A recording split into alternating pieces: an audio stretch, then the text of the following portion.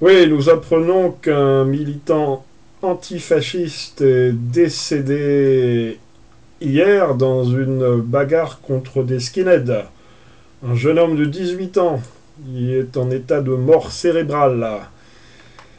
Voilà, donc suite à une bagarre contre des skinheads à Havre-Comartin dans le 9e arrondissement de Paris, à côté de la gare Saint-Lazare, du coup le ministre Valls avec les homos demande la dissolution des groupes d'extrême droite. Enfin, je pense qu'on va assister pendant quelques jours à une grande valse de l'antifascisme. Il faut savoir que ce petit Clément Méric était un militant d'extrême gauche antifasciste déclaré, étudiant à Sciences Po, âgé de 18 ans.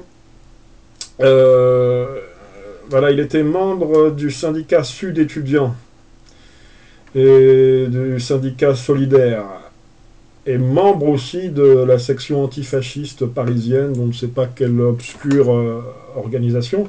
Toujours est-il que, voilà, avec ses copains, ils ont attaqué une bande de skinheads. Visiblement, ça a mal tourné pour eux. Si ça avait été l'inverse, personne n'en aurait parlé, forcément. Là, pour le coup, c'est le fascisme qui est passé. Le fascisme a tendance à passer régulièrement, en fait, dans les rues de Paris, il faut le voir. Là maintenant on assiste, voilà, au grand bal des pleureuses devant Sciences Po, où on a tous les petits étudiants, tous les petits lèche-culs, là, tous les futurs cadres du système capitaliste qui sont formés, avec aussi les gauchistes et les anarchistes, il faut le savoir, puisque tout ça, ça marche main dans la main dans une grande communion cosmopolite et mondialiste.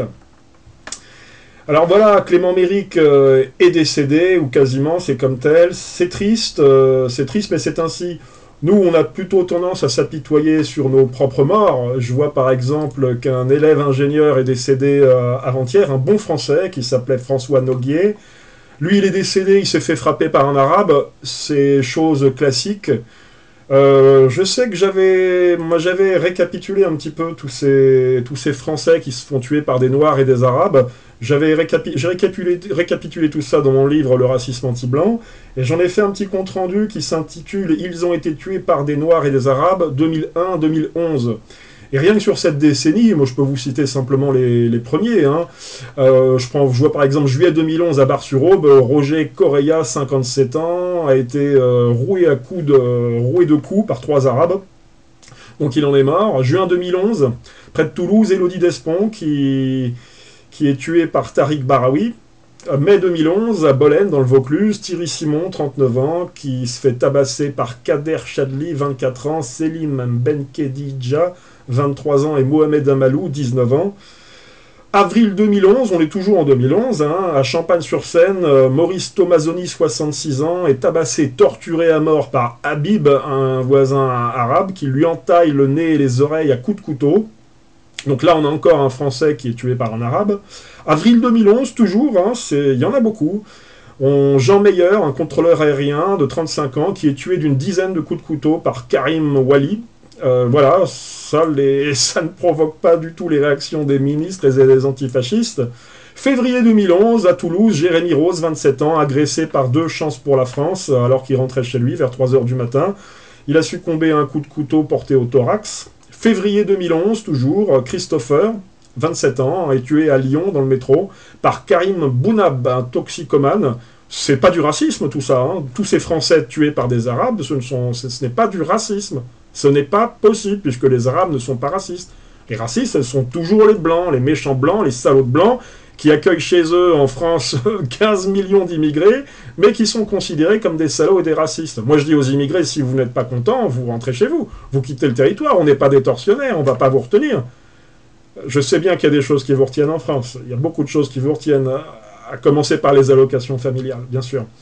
Mais ça, c'est raciste. Hein. Février 2011, toujours, à Nanterre, Christian, 17 ans, et son beau-père Michel sont agressés à leur domicile et tués à coups de couteau par Abdoulaye. Alors là, c'est pas un arabe, c'est un noir. Les noirs sont très très agressifs aussi, il faut le savoir. Hein. Janvier 2011, à Moneto dans Lyon, Angélique Grossier, 28 ans, est tuée à coups de couteau par Mohamed Es Salmi. Janvier 2011, à Montpellier, un étudiant en histoire de 24 ans, descendu sur le parking après avoir repéré un homme qui était en train de voler des voitures. Pareil, lui aussi, il se fait tuer par un Algérien.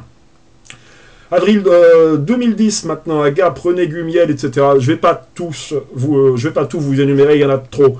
Mais tout ça pour vous dire que ce petit con antifasciste qui cette fois-ci a eu le dessous, parce que voilà, cet antifasciste était très agressif, comme toutes ces bandes antifascistes qui cherchent les fascistes, qui cherchent les Français, les patriotes pour les agresser, et ben cette fois-ci, il en est mort. Et voilà, c'est malheureux, mais je vous le dis, nous on a plutôt tendance à s'apitoyer sur les Français qui sont agressés par milliers, les femmes françaises qui sont violées, agressées chaque année par dizaines de mille, et dont les journalistes se fichent éperdument, et toute cette clique politique à vomir que représente le Parti Socialiste notamment, mais aussi les communistes et tous les antifascistes, se complaît, si vous voulez, dans cette société cosmopolite morbide qui, de toute manière, finira mal. Voilà ce que j'avais à vous dire pour aujourd'hui. Vive la France, mes amis.